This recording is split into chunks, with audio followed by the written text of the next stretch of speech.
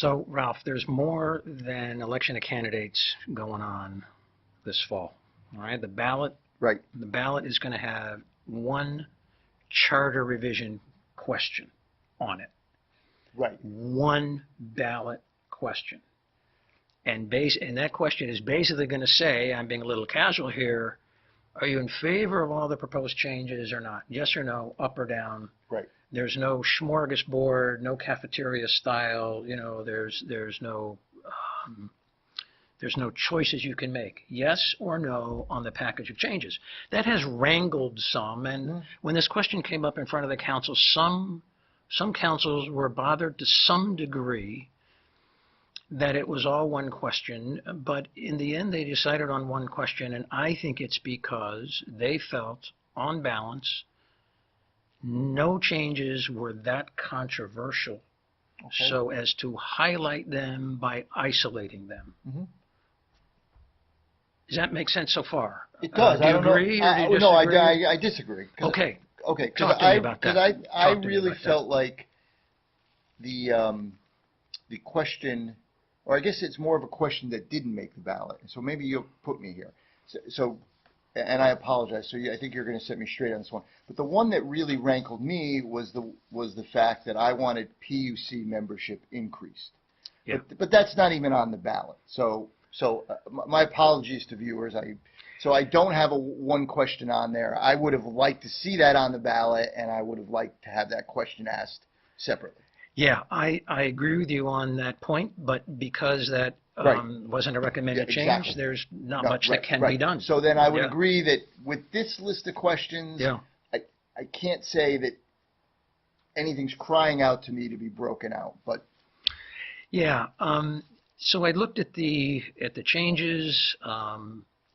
I read the summary of the changes prepared by the Corporation Council, the law office of the town of Wallingford. I didn't see anything in the changes that were radical, shocking, disappointing. I didn't see any deal killers. I didn't see any poison pills. I think most of the changes were sort of innocuous and are not going to affect the day-to-day operation of the town. Many of those changes were better. I mean, it's not a perfect document, and I'm not going to do handstands over it. The mission of the Charter Revision Commission was rather modest. They were not going to open the door wide and say we're seriously going to consider options that are the best choice for Wallingford. That was not what they were going to do. It was more of a modest mission to update and make changes.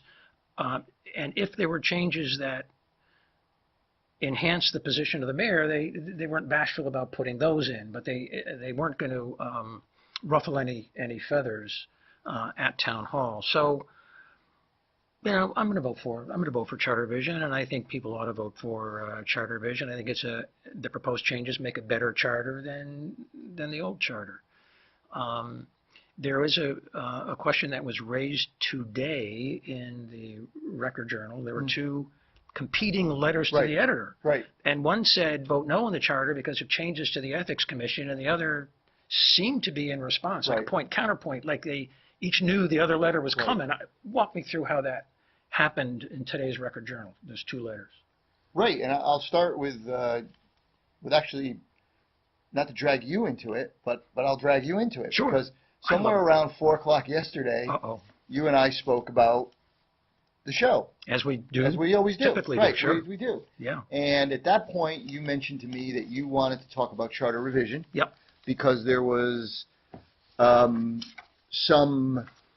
I think the word you might have used was that there was some small movement against maybe conspiracy theory. The word you had used. No, I didn't use that. Okay, what did you? That was Jonathan Chappell's. I think in his letter. Right. I didn't see a serious issue being raised against the charter. Right.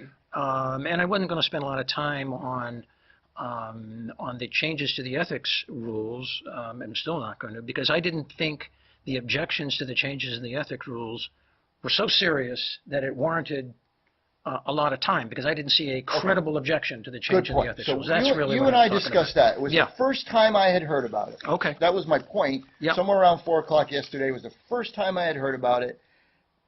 Less than an hour later, I'm opening up the file for tomorrow's letters to the editor, And there it is. and there's someone raising the ethics issue, and I kind of felt a little As a reason to vote no. as a Right. reason to vote no. Right. Go ahead. Right. So in other words, and then I read a letter that was the exact opposite. So Yeah. those letters just happened to come in together.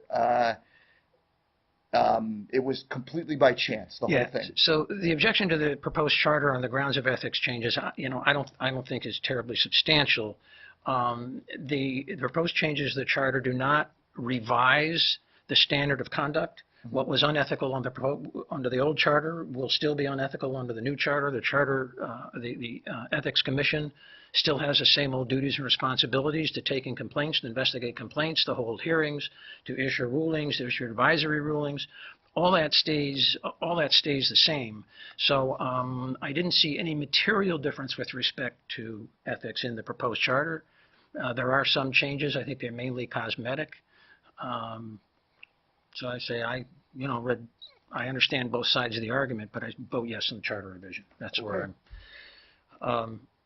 We may revisit this issue as we get closer to the election. We're going to review the ballot as we get closer to the election, with all the names. We're going to view the specific language of the question with respect to charter revision. So